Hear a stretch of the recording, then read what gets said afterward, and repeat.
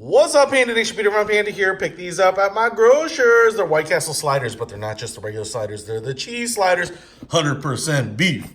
That's also a descriptor of me.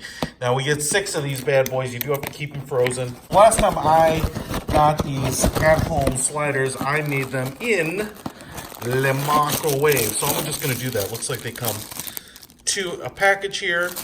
Very White Castle-ish.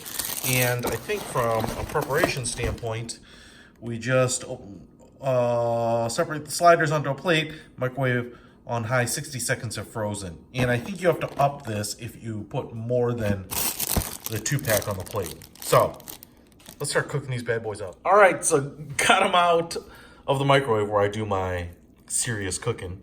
And as you can see here, we've got the sprinkled chopped onions, a piece of cheese, the all beef patty with the little holes in it, signature, and then the steamed bun. And you know what? They smell, I don't know what you call it, oniony, beefy, just like regular White Castle.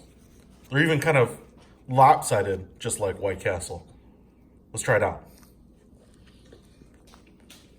Yep. That's a White Castle slider right there. Tastes just like going there. Maybe I should add a drive-thru at the house.